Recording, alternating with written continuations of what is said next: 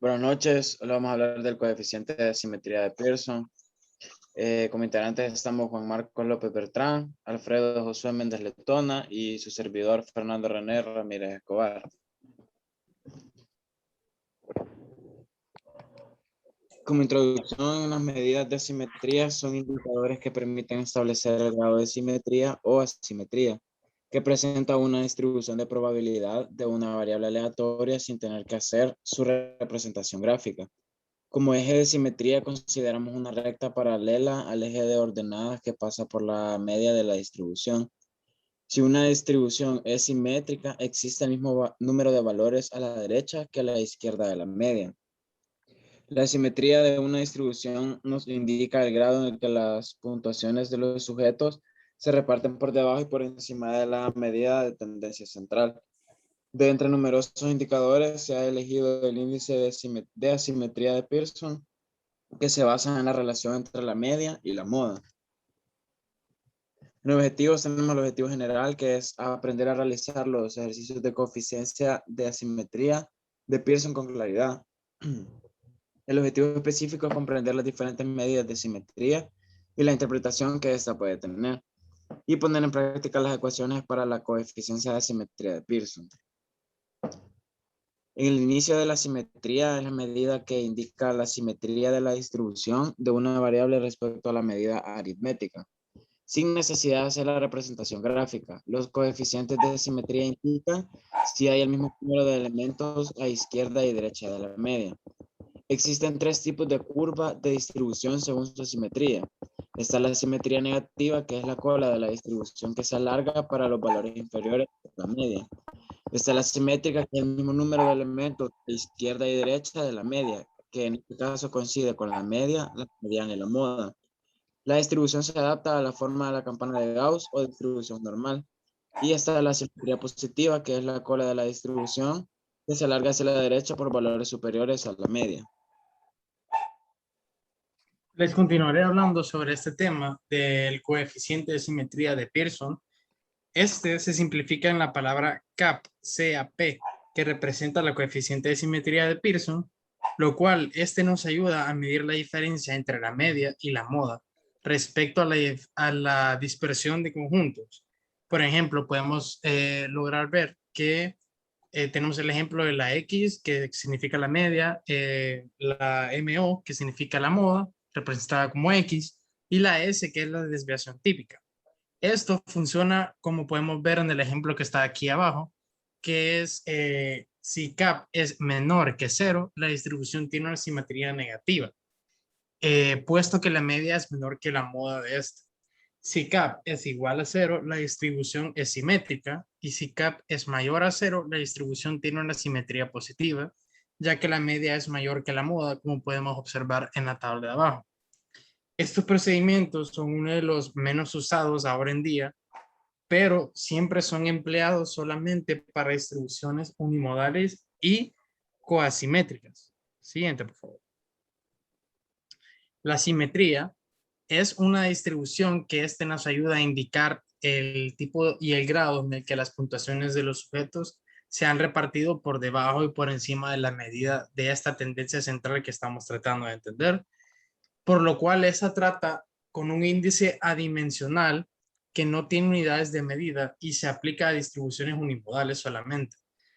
Cuando la distribución es simétrica y la media y la moda coinciden siempre, por lo cual el numerador se anula y el valor de A es igual a 0, en distribuciones con la simetría positiva, la media es mayor que la moda, por lo cual A es mayor a 0.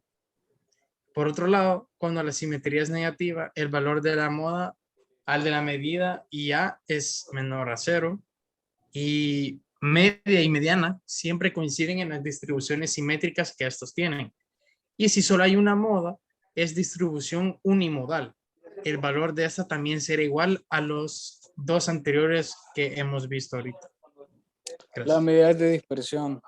Las medidas de tendencia central ofrecen una idea aproximada del comportamiento de una serie estadística. No obstante, no resultan suficientes para expresar sus características. Una misma media puede provenir de valores cercanos a la misma o resultar de la confluencia de datos estadísticos enormemente dispares. Para conocer en qué grado las medidas de tendencia central son representativas de la serie, se han de completar con medidas de dispersión como la variancia o la desviación típica. Las medidas de dispersión son de dos tipos. Las medidas de dispersión absoluta, que es como un recorrido de desviación media, variancia y desviación típica, que se usa en los análisis estadísticos generales. Medida de dispersión relativa, que determina la dispersión de la distribución estadística independientemente de las unidades en que se exprese la variable. Se trata de parámetros más técnicos utilizados en estudios específicos y entre ellas se encuentran los coeficientes de apertura, el recorrido relativo, el coeficiente de variación, que es el índice de dispersión de Pearson, y el índice de dispersión mediana.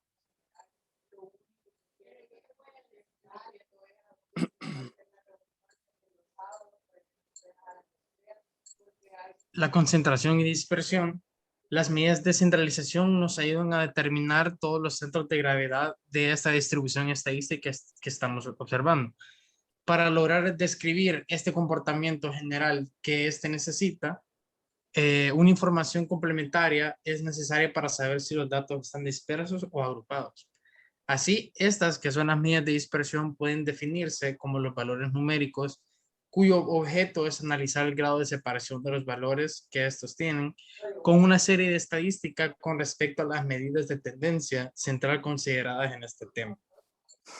El recorrido.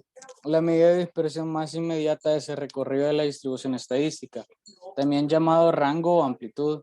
Dada una serie de valores x1, x2 y xn, su recorrido es la diferencia aritmética entre el máximo y el mínimo de estos valores. La desviación media. Como medida de dispersión más frecuentemente utilizada, la desviación media se define como la medida aritmética de los valores absolutos de la desviación de cada valor de la variable con respecto a la media. Su formulación matemática es la siguiente, y este es su ejemplo. Pues lo que se aprendió del tema es sobre el inicio de la simetría y que existen distintos tipos de distribución según su simetría, los cuales son el coeficiente de simetría de Fisher, el coeficiente de simetría de Bowley y el coeficiente de simetría de Pearson. Se aprendió el concepto de asimetría y cómo aplicarlo en las distintas distribuciones, al igual que los distintos conceptos, los cuales son las medidas de dispersión, la concentración y dispersión, recorrido y desviación media.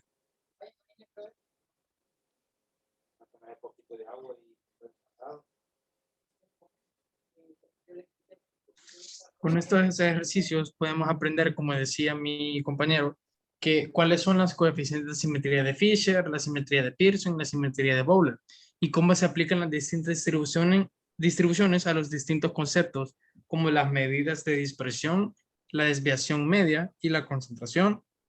Y también tenemos los ejercicios que son varianza poblacional y la varianza muestral.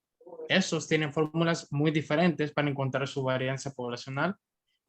Pues uno de los pasos que estos tienen es para encontrar la media o el promedio, es sumar todas las columnas y al final hacer un total y ponerlo debajo y poder dividirlo para llegar a su total final. Y para facilitar el trabajo y lograr entender más el tema, podemos separar las asimetrías con Pearson. Se identifica como CAP, que se escucha como CAP. Bowler es como CAB, pronunciado CAF, y Fisher, CAF, pronunciado CAF. Muchas gracias. Pues en conclusión, como equipo de trabajo, podemos concluir que existe una estrecha relación entre la media, mediana, moda y desviación estándar y el coeficiente de simetría de Pearson, ya que con ayuda de esta se puede encontrar esta medida. El coeficiente de simetría nos indica el grado en el que las puntuaciones de los sujetos se reparten por debajo y por encima de la medida de tendencia central. De entre numerosos indicadores se ha elegido el índice de asimetría de Pearson, que se basa en la relación entre la media y la moda. A pesar que existen otros dos tipos de medidas de asimetría, la asimetría de Pearson es una medida muy completa y para sacar dichos resultados. Es importante hacer una buena interpretación de la medida de Pearson para comprender a qué lado de la curva está dirigida. Muchas gracias por su atención prestada.